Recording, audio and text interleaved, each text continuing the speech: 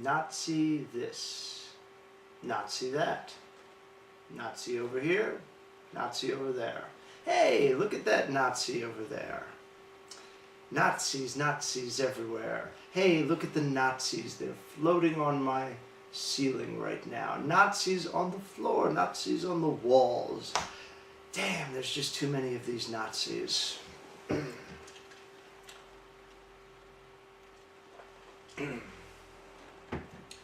Good evening, everyone. Hell's Unicorn here once again, and you'll forgive the little tongue-in-cheek intro, but I thought it was sort of a necessary element to set the stage for what I'm going to be talking about this evening.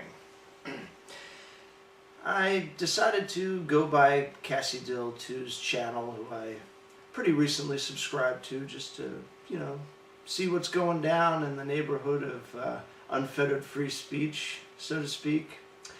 And I saw two videos that she put up regarding a nice little, I'll call it a nice little gesture, or I guess a act of civil defiance, in which she took 3 books, one by our dearly beloved President Barack Obama.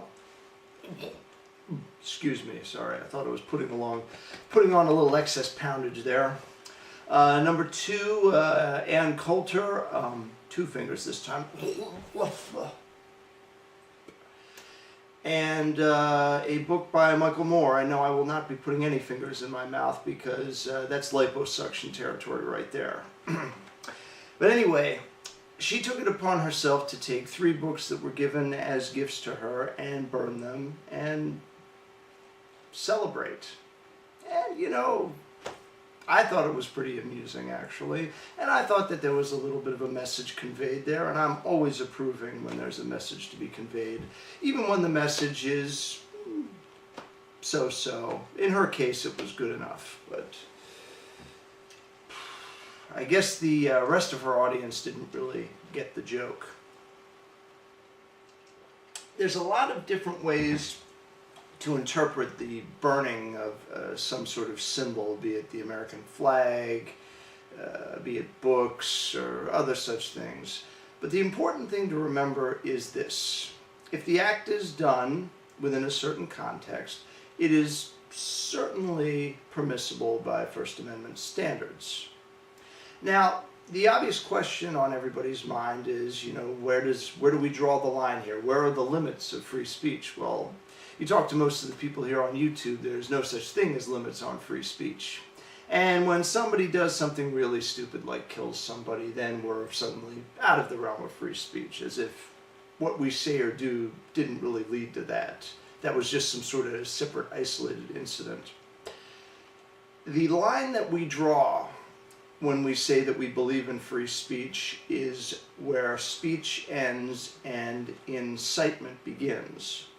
Now, does the act of burning a book with somebody's picture on it and somebody's name on it and a bunch of words that are utterly meaningless, I mean, nothing Ann Coulter writes would be really significant a year or 2 from now. That's why she's always writing books, because the people that follow her have relatively short memory spans and they need to be reloaded with repackaged garbage. Same's true for Michael Moore, but a little bit of a different delivery there. I mean, he's Jesuit trained, so he comes off as being a little bit smarter. But, does burning a book come to incitement? Not necessarily. I mean, that could mean a couple of different things. I mean, you could be burning the book to say you disapprove of the policy. Burning the American flag accomplishes the same thing. Now, personally, I don't really do the burning the flag thing. I'm more of a flag upside down kind of guy, because when things get fixed, I like to be able to do something with the flag to symbolize that things are back to the way they should be. And burning the flag, to me, just comes across as, there's no hope and we should just, take to the streets and, anarchy prevaileth. I'm rambling again here. So I don't really think that burning something necessarily means that you're inciting people to some sort of action. However, when someone says that one ought to be institutionalized, well, what other way is there to take something like that? I mean, that is the function, which is followed by the form of locking somebody into a padded room and giving them shock treatment. And for those of you who are curious, tax protesters back in the 1940s and 50s, that was done to them. If they decided not to file a 1099, they got the shock treatment, and their families were told that they were insane. I always was more attentive to how people were actually treated in a physical sense than I was with whatever books were being burned.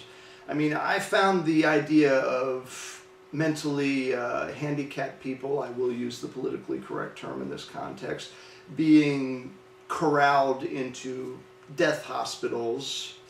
I associate that more with the terribleness of Nazism than I do, say, a bunch of people throwing books into a fire.